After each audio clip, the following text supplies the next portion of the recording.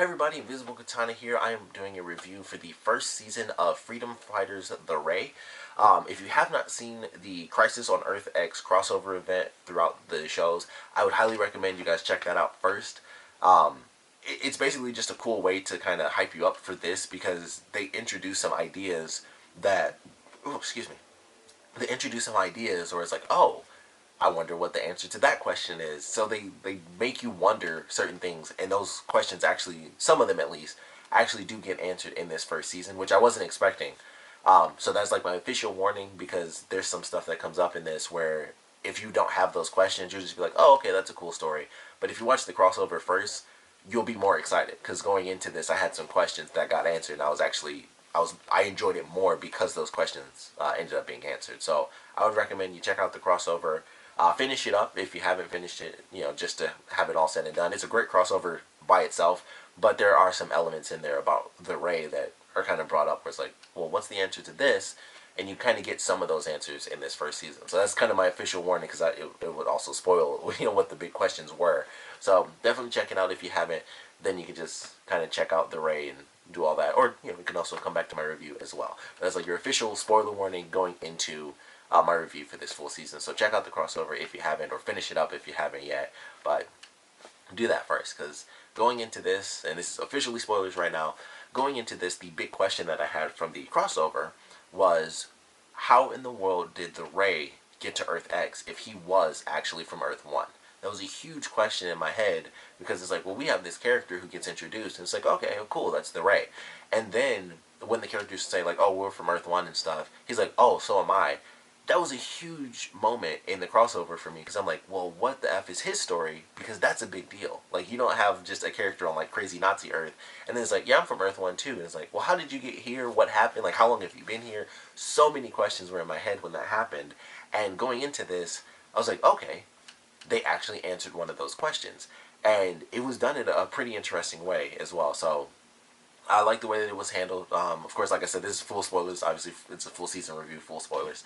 But the way they did it really surprised me because when it first started off, I was like, okay, so we're starting off, in Earth X, which made sense. It's called Freedom Fighters The Ray. I just assumed it was going to be like an Earth X sort of lead up. It's just like a couple of random, or even if it's just a full story with one season, just a story that was like just one crazy mission that they went on, or something like that. That's what I was expecting from this show. And then we have the first action sequence, which is actually really cool. We have, I'm just going to probably call them by their hero names, because Supergirl, I remember, is Overgirl. But then you have, I'm pretty sure that was supposed to just be regular Flash, because Reverse Flash in the crossover does actually have the yellow outfit on. He just changes the symbol. So I'm pretty sure that was just an evil Barry Allen. And then, of course, we have Evil Oliver, because I don't remember all their villain names. But Evil Oliver, Evil Barry, and Evil Supergirl.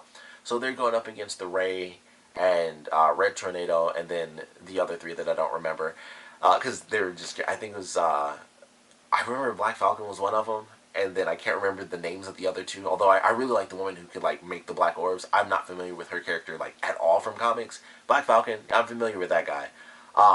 And the guy who could shrink, I have no idea who that was because I don't. They could have just called him by a different name, but I'm like that. I don't think that's supposed to be. I don't think that's supposed to be Adam, but I assume that it was based on the power. But I don't think that's what they called him, and I'm pretty sure they kept the same superhero names. Just the villain names were different because they were villains and not heroes. But either way, all of that was actually really cool. They're saving random citizens and stuff, and then they have like this crazy fight sequence. And it was really cool. Like, at first it was just, for a long time, it was kind of just normal. It was like, okay, yeah, they're going through, they're trading their blows and dodging this last second. And then it got to the part with Red Tornado where Overgirl slams him, into the ground and then drags him underground, under the water. And she's hitting him with her heat vision underwater, which, for one, I don't think he should have been screaming. I don't think Red Tornado can actually feel pain unless that was just like one of those models that could feel pain, which doesn't even make sense. But he's screaming and stuff, and I'm like, wait, he's a robot. That shouldn't happen. But yeah, he's screaming like in pain and stuff, and she's like breaking through the head because she's trying to pop his head open and get like his mainframe. So they're able to stop her for a second and save Red Tornado, and everybody gets out and they're all banded together. And then Vibe comes in. It's like, okay, Vibe comes in. let's get the heck out of here. Everybody's standing around like a bunch of idiots, and the dude who can shrink, who may or may not have been the Atom, he gets blasted with heat vision, and his chest is just blown open. Like, when they showed that, I was like, I did not think they were going to get that serious with it, where he just died. It was realistic, at least, because I'm like, you know, anyone hit with heat vision should be dead. And his whole chest was just white. It was just like, here's some organs, and he's dead now. I was like, well, that was very intense. And so, instead of everyone going through the portal, which is really what they should have done, like, I know they were upset, but instead of just hopping right in, everyone ends up fighting. You know, it's like, we'll hold them off. It's like, they don't need to. The portal is like right there. They could have just all hopped in, but for tension, they they of course had to go through, and we technically don't see those other characters get killed off, but I assume they got killed. And so the Ray is actually sent through dimensions, because I thought it was just like, oh, he's going to be sent back to their home base, because of course at this point I didn't realize that that wasn't the Ray that we knew from the crossover. So he gets sent through a portal, and then Cisco's fighting and stuff, and then it goes to the Ray, and I'm like, oh, I thought at first that they were just showing what it looks like when people go through vibes, and then it was like, oh, that's not what's happening at all, and they cut to like the Ray that we actually know from Earth 1, and so he's working, and I was like, this is a different dimension. Like, as soon as the second episode started, I was like, this isn't a flashback, this is, I mean, obviously it's not a flashback, because the point of that Earth is that the Nazis won in World War II, so obviously it's not a flashback, he'd be super old. But when it showed that, I was like, oh crap, this is how he's from Earth 1. He actually gets brought into the fight because of his Earth X counterpart. And I thought that was super cool. Like, they just show him, and it's actually, of course, it's him with the same two people, with the man and the woman working with him. And so they're hanging out, they're doing their thing and they're working and stuff. And he goes to the bar with his buddy, who was hilarious. I love whoever, like, they got to do the voice for the Crane was really funny. Like, the way he read the lines was funny to me. My favorite had to be the scene when they're at the bar, and he's like, look at that guy, and he was like, I'm not gay, but I have eyes. Like, he's cute. Go talk to him. Like, it was just really funny, like, the way he delivered that line. It's like, I'm not gay, but I have eyes. Like, the guy's attractive. So, that was a really funny part, but, like, they go through, and he's, super nervous. He doesn't come out to his parents and stuff like that. I think they mentioned he's, like, 21 or something like that, which I thought that was another thing that I thought was a little interesting, is that it's clear, with it, I mean, obviously it's a flashback. Once it gets to that point, I was like, oh, this is an origin to, like, how he became the Ray. So, the actor that they have played the Ray, I have to assume is in, like, his late, like, this is being generous, I would assume he's in his late 20s to early 30s, but I'm pretty sure he was starting to get gray hair. So, this is, like, that would mean he would have to have been there for a very long time.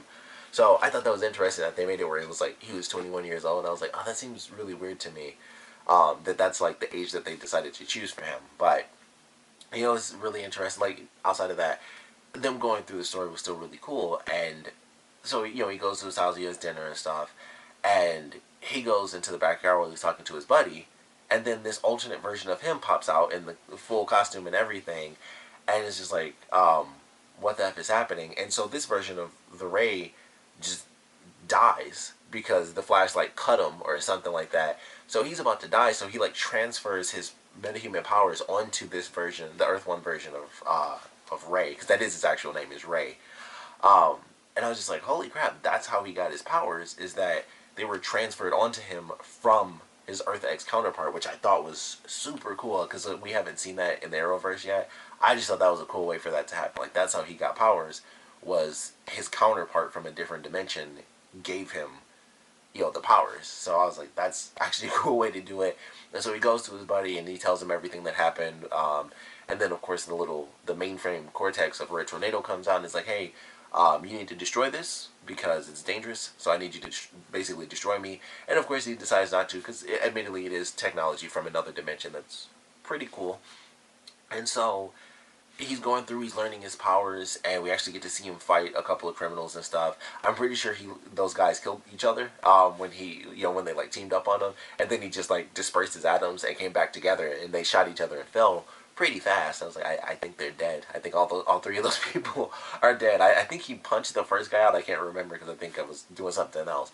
But those other two guys shot each other, and they instantly fell. It was like, oh man, we shot each other. It was like, boom, and they just dropped. And I was like, I think they both just died. And then he left. He was like, well, I guess I'm not, super healing wasn't a part of the deal. And then he left, and I was like, all three of those people, I think, are dead. Two for sure. 2 out of 3 are dead. So it was just kind of interesting, him learning his powers. He has a ton of cool powers, like being able to disperse his atoms is actually really cool. He can move really fast, shooting off like that, and you shoot the energy. So I was like, okay, this is pretty awesome display of powers. I'd never heard of the Ray until the crossover came up, so it was cool to see a bit of an in-depth look at his abilities as he's learning to control them. We also see when he first shoots off a beam and he's trying to destroy the chair, which was still messed up. I don't know why he was going to blow up the chair as his test.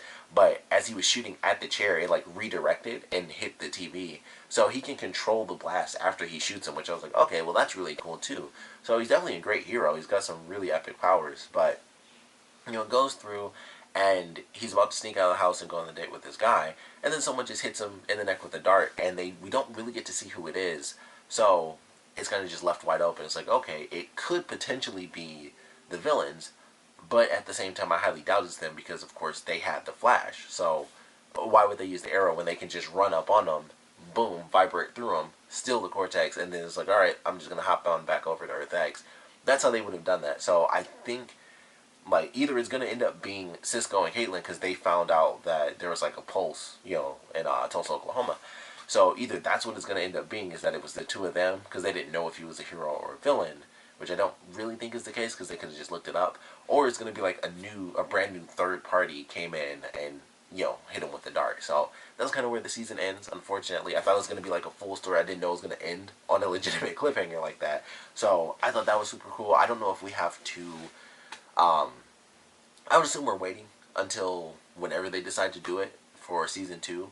I hope it doesn't take forever because that's kind of what happened with Vixen, where it just took forever. I think it was like over a year before the second season came out after season 1 had finally finished. But one thing I can certainly say that I loved is the fact that every episode came out, which is why I'm reviewing the season as a whole, because when Vixen came out, it was those 6-minute episodes and that was it. So unless this has been out for weeks now and the first time I'm seeing it is during this promo, because I saw it when I was watching Arrow yesterday. So I was like, oh yeah, the Ray on the Seed, or not yesterday, but when I was watching Arrow earlier in the week, and it was like, okay, Arrow on the CW Seed. Actually, no, I'm pretty sure it premiered yesterday. Yeah, because it had a date on it. That's why I set my timer for Friday. I just couldn't watch it yesterday.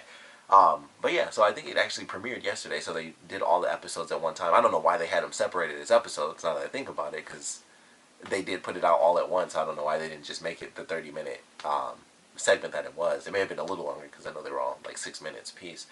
But I was happy that it all came out at once, because, like I said, with Vixen, seasons 1 and 2, they both came out, and it was just like, alright, here's 5 minutes, here's 5 minutes, here's maybe 5.5 minutes and stuff, and then you get the finale at the end, and altogether it was like about 30 to 35 minutes, and that was like the whole season, but it came out 5 minutes a week pretty much. So I was actually really happy that it just all came out at once. Still ended on the cliffhangers. Like I said, I still don't know. Maybe probably just for advertising sake, because I definitely had to watch ads every time I started a new episode, so maybe that was a big part of it. But yeah, got to watch all the episodes at once, so that was actually great. And even if they do split it up, for advertising and stuff to get more money, if they do season 2 like this, where it all comes out at once, I'll still like that a lot more, because it's like, alright, even if I have to go through the, stupid ads, every 5 minutes, every single episode will be out, and the whole 30 minutes will just be, kind of right there to watch. So hopefully it comes out soon. Hopefully a lot of people check this out. Maybe I'll just do my support and just kind of put it out on Twitter, like, hey, check out the Ray, because it's pretty cool. But I enjoyed this. It was cool to get the first part, at least, of his origin as to, we know how it all kicked off. We still don't know exactly how he gets to Earth X, but we know that it starts because his Earth X counterpart was dying, and I guess Cisco's plan was to send him to another Earth. I mean, it's not like he didn't have control. So I'm assuming that was the point there, but I thought it was cool. I was like, alright, this is pretty awesome. We also do get to see Cisco as Vibe officially, where he's like in the jacket, and he's not only making the portals, but we get to see him doing like the actual Vibe move, and they even have like the cool sound effect with it. I was like, oh, that's pretty awesome, because they don't do that in the show. It's just it's a more realistic sound effect. It's not like a cartoony like synth sound effect, but I like the synth effect to it. I actually think that's really awesome, so I appreciate that a little bit. But all in all, I thought this was pretty fun. I'm looking forward to season 2. I want to know his origin story. I want to know how he ended up on Earth X. Like, how did he leave? Why did he stay? Like, I know he, like, the whole thing is like, I want to do good, for good people. So what's better than beating up a bunch of Nazis? Because that's like the ultimate. That's like pretty much the ultimate good. Um, so of course, him eventually getting to Earth X, it just makes sense that he'd stay. But he gets knocked out at the end of the season, and it's like, well, where does that leave us? So I'm looking forward to getting some answers in season 2. Of course, would love to know what you guys thought about this first season, so please comment below. Let me know your favorite parts about it, your least favorite parts about it. And I would love to know if you guys are actually interested in seeing this continue. I thought it was cool the way they did it. They introduced the Ray in the crossover event, and they bring up the question of like, oh, well, why, if you're from Earth 1, how the heck did you get here, and all this stuff. And then the way they answered it was even cooler, because it was his Earth X version dying and giving him the powers and turning him into the Ray. So I thought that was actually pretty cool. And like I said, we still have the mystery of who the heck just knocked him out and all this other stuff. Do we ever see Cisco and Caitlin actually talk to him? Because that would turn into some continuity errors if they actually do get in touch with him.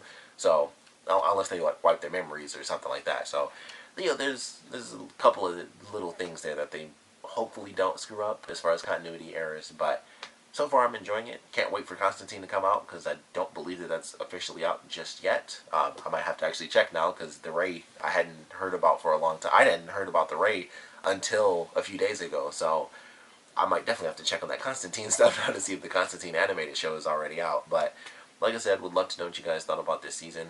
And of course, if you're interested in the season 2, or you're just like, meh, no big deal. Either way, please put your comments down in the comment section below. And of course, thanks for watching.